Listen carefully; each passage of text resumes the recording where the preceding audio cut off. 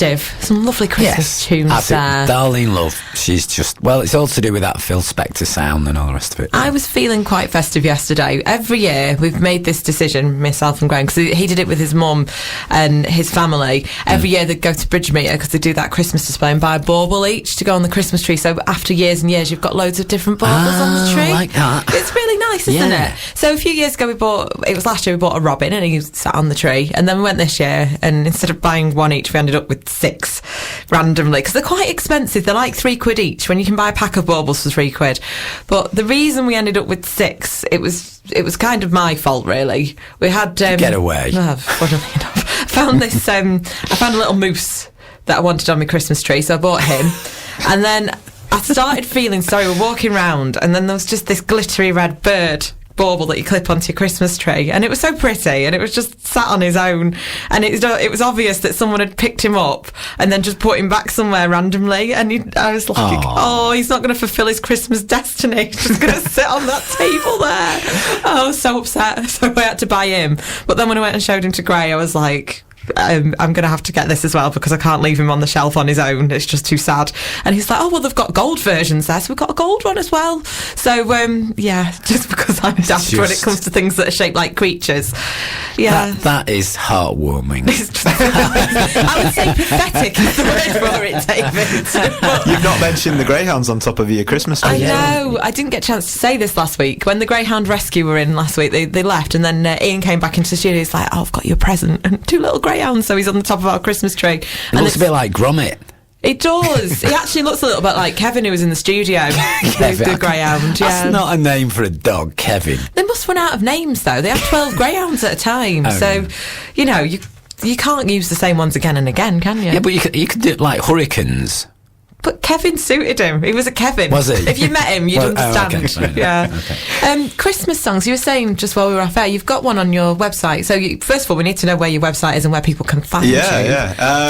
If you go to Facebook and put in Tim Lee Songwriter, it's Lee with LEE, by the way, because there's quite a few ways of spelling it.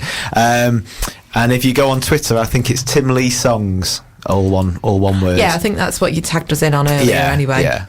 But I think there's an old version of me singing Silent Night on there this week. So that's a very appropriate, very, very good timing. Fun.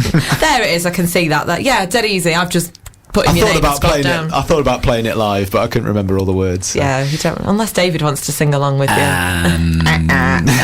Actually, I probably would. They're buried in there subconsciously. Yeah. If Tim was to kick off, well, I'd probably join in. We could do a verse each. So something like that. Ooh, I'm not sure about that. Do you have a favourite Christmas song?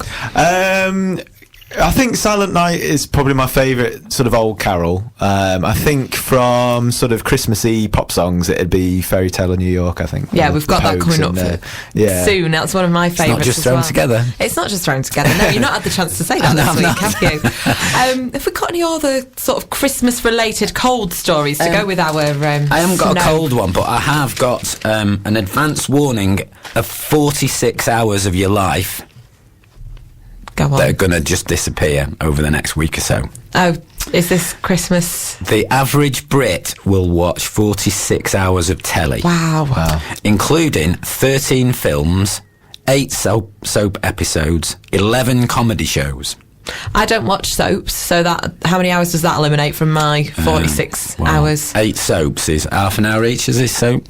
Yeah. Do they count sort of stuff that you've recorded off telly as well in this? Cause that's a technical question. Since Tim. I've moved in with my girlfriend, she's got like a Sky Planner, which to me was like a magic thing because I'd only ever had Freeview. So Sky Planner's ace. Yeah, but now I have like a backlog of stuff to watch. Rather, it's not just the 46 hours. It's going to be I don't think they can gauge it the same way 46 days. I think. Tim, I will take my hat off to your technical expertise. I have not faintest clue what you're on about. It's 46 hours and 30 minutes from Christmas Eve to New Year's Day. Wow. The most popular wanted to see bit of telly? Snowman. Nope. No. Nope. The must-see for over it's got to be Doctor Who. Nope. What? For over 2,000 people want to see this. EastEnders? I've no idea. Close. Only 2,000 people. Corrie? Corrie. Is that The Did you Xmas say Day over curry. 2,000 No, it people? is the show most want to see, a poll of 2,000. Oh, right, I was going to say, well, 2,000 doesn't seem a lot. No. That's really strange. Well, we worked out there's 4 million phones are going to go down the toilet? Oh, yeah, we did figure that out earlier as well, didn't we? Just one more. Have you ever got a parking ticket? Have you ever got a parking ticket? I have, yeah. I was really annoyed about it as well. Well, Morrison's. Timothy Coop not only hurled abuse at the ticket lady who gave him a ticket when he parked his Land Rover, he did what a lot of people would have loved to have done. He got out a water pistol from his car and fired it at her. Good on you. He did, unfortunately, sort of... Was it a super soaker or... it was... Did a bit of damage. Actually, it was a water pistol he used to control his Newfoundland puppy. Oh, so it would just be a little squirt. Well, I don't know. Thing. Unless he's cruel and he power blasts the dog with a super soaker.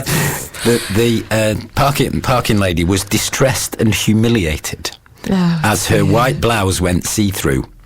Oh dear, you can tell you can find this in the Sun. That's why they've written about this, isn't it? He was, unfortunately, it was a rather expensive water pistol because it cost him £1,000 fine and 400 costs. The thing is, we were laughing at that then, but it is a little bit cruel because at the end of the day, she is just doing her job, isn't she? She is. I don't know who I dislike the most, actually, Land Rover drivers or parking ticket. Land Rover drivers. Yeah. Hands down. Yeah, it used to be BMW drivers, then, but Land Rover, yeah. If you drive, it's more Audi drivers now as well, isn't it? Is it? People don't like Audi drivers for some reason. It's changed from BMW drivers, but yeah, you're right. I agree with Tim on that one.